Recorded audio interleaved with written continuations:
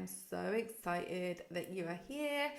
And I'm Kru. For those that don't know me, I create faith-based content here on YouTube. So do let me know that that is something that interests you by clicking on the subscribe button. I am very excited about this video because I feel like I'm going to be the most vulnerable I have ever been on this channel. And if this is the first time you're watching me, then you are watching the most vulnerable Kru there has ever been, because I'm about to let you in on one of the biggest struggles of my life with the Lord. And I share in hopes that if any of you struggle with this even remotely, that you will be set free, because trust me, this is one of those things I've truly been set free from. Like literally the capital FR and double E. And it is the most liberating thing ever, truly. So anyway, not to get ahead of myself, let's get into this video. As you see from the title of this video, we're gonna talk about the spirit of envy and jealousy. Hang with me, because I know when one is going through that, any message around the truth of this is very well rejected, okay? Very well not received. Thank you, please, and go away. I just need you to just resist that feeling. If that is something you're feeling right now, resist it and let this play out, because I want you to be free. Because when I was in this bondage of feeling envy and jealousy about every Tom, Dick and Harry, and coveting every Tom, Dick and Harry's life, oh man, it was just one of the darkest seasons of my life. So I just don't want you to experience that. And if I could give you some kind of knowledge towards it, I feel like, yes, Lord, thank you. The number one thing that I notice when experiencing this is that a lot of deeply rooted mental health issues were coming from a heart of envy and jealousy. The scripture I have for us is found in Proverbs. A tranquil heart gives life to the flesh, but envy makes the bones rotten, stinky. So when it comes to mental health issues, most times than not, if you ask someone why they're feeling the way they're feeling, what they're feeling, how deeply rooted it is, where it stems from, they don't have an answer. They can perhaps draw to certain disappointments in life that triggered this, but they can't tell you the root of it. They can't tell you how it feels. And actually, I think that removes us from this responsibility of finding a root to it, finding what is it truly, even if it's uncomfortable to address, what is it truly that keeps me in this place? And maybe it was just me, I don't know, but when I really looked into journal entries of that season of my life, I would say that I could see that the deeply rooted reason of why I experienced things like depression, anxiety, panic attacks, intrusive thoughts is because I was dealing with a spirit of envy and jealousy. And it's one of those spirits that come in and out of function. It's not a constant spirit. It's not like addiction, perhaps, where, you know, perhaps one is addicted to, I don't know, drugs or alcohol, and they need it every single evening, which means that because it's occurring every single day, it's like you have to, your mind does go to the fact that, okay, this might be something that I'm dealing with. But when it comes to the spirit of envy and jealousy, it comes in and out. And because it threads in and out, and it's the woven spirit, we don't quite see it, or we don't quite find it tangible enough to grasp, to get to the root of, or to even acknowledge before getting to the root of. Do you see what I'm saying? And I feel like this spirit is almost justified by believers when they're going through it, because, and I know so many women that go through it, because I've been through it. I feel like when I see it in women, I'm like, I recognize that, I see it. I feel like the Lord has given me a radar to see someone is dealing with the spirit of envy or jealousy, and I could just see it from the eyes. I could just see it from somebody's response that you're dealing with something, you know? So I say that to say this spirit is so justified in our walks with the Lord, because it often comes from a justification of well, I'm disappointed that I'm in this circumstance. I have a lack of peace in this circumstance. Therefore, seeing somebody else rejoicing, therefore seeing somebody else really reaping the fruits of X, Y, or Z, or whatever, really just living out what we want to live out, and we're disappointed that we're not living out, is why we justify that spirit of envy or jealousy. And so I say this to say, like, mental health issues are the most, drowning of experiences that a person can experience. And if you know someone that's going through a mental health challenge in their life, be there for them, because honestly, it's one of the most darkest moments and phases and seasons of people's lives. And I really feel like when I look back at my life, the root of it was simply the spirit of envy and jealousy that had taken root in my life, that I hadn't uprooted because I felt justified in the way. The second point is this, that God won't allow circumstances to heal you because He wants to be the one to heal you. When we look at the spirit of envy and jealousy, we're really dealing with a lack of contentment in one's scenario or one's context or one's circumstances, okay? And it's a good thing to air these things to the Lord. He's so mighty. He's your Father. You can say, Father, I am so disappointed at where I am in life. And I know only you can heal me from this. And I know only you can take me from this. And I know only you can change my circumstances. When we deal with the spirit of envy and jealousy, we're really looking at creating something an idol.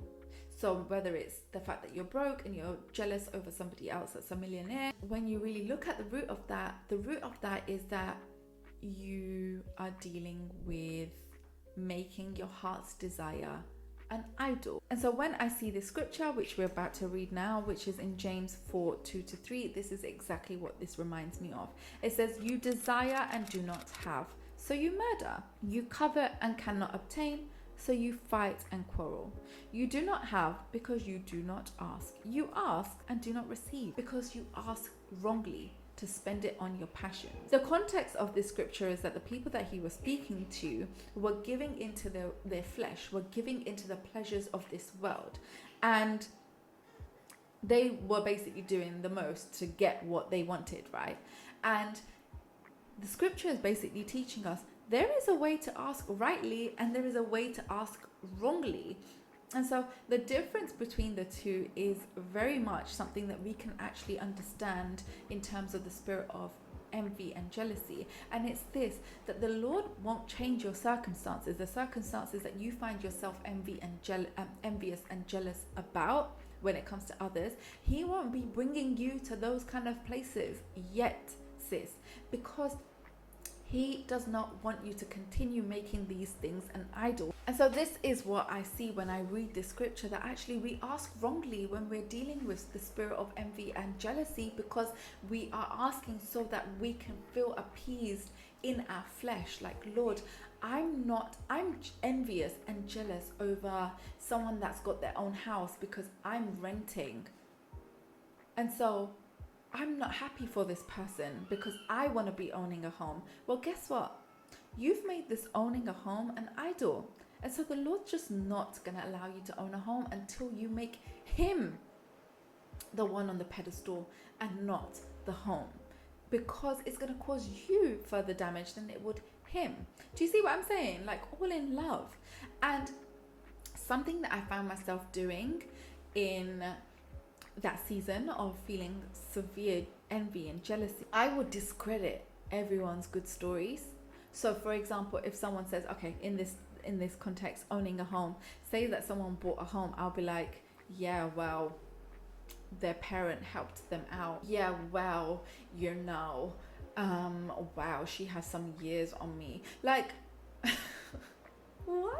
I would just find something somewhere to discredit this person, that person's good story.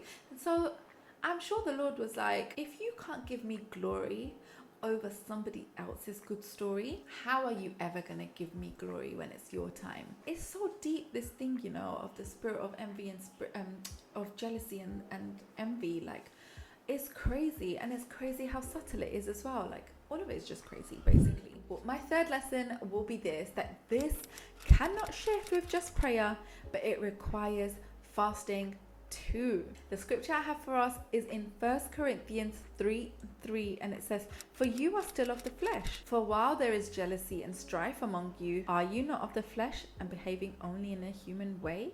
Are you not? Okay, and it's true. Dealing with the spirit of envy and jealousy means that you are really still operating in the flesh, and anything that wants to die must be exposed to starvation. You must starve what you want to get rid of. So let me just explain. When Jesus talks about prayer and fasting and breaking down strongholds, these are strong men in the spirit. Now, this isn't to say you're not stronger when you're in the Lord. Like, what? You are strong. You are a giant compared to them in the spirit. But what I'm saying is, when you really think about envy and jealousy, you might actually start to see that it's deeply rooted into your earthly lineage. I know mine was anyway.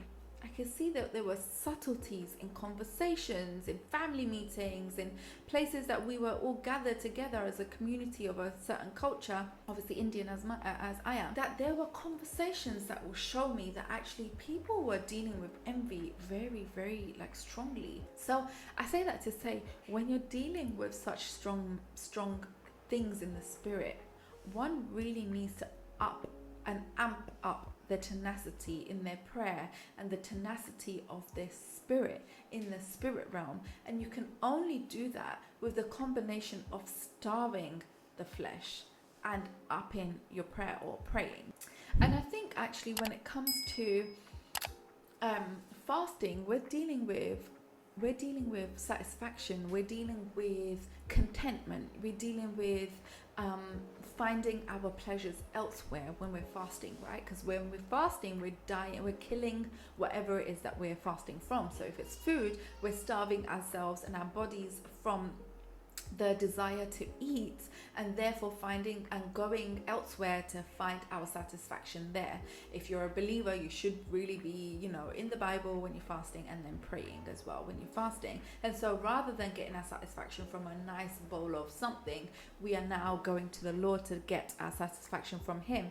Now, when you look at the deeply rooted spirit of envy and jealousy, what is that? It's a lack of satisfaction in your life. It's a lack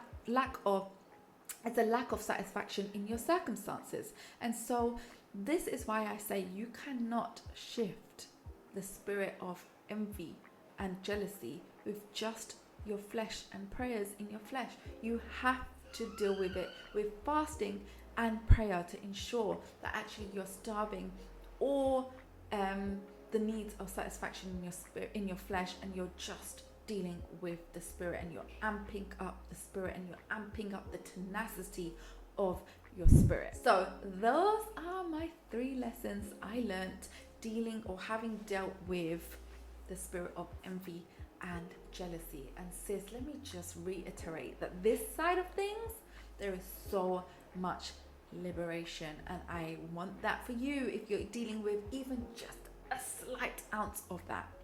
So let me know if you've been blessed by this video. There is no shame. And listen, please, it's a privilege to be praying for you when it comes to this area of things, because I just know how gripping this was and how much of a bondage I was in. I say that to say, please let me know if I can pray for you in this area, because I would love to. And you don't need to let me know a whole story. You can just comment a heart emoji in the comment section down below, and I will know that I need to pray for you in this area. So I will see you down in the comment section below, but I shall also see you in my next video.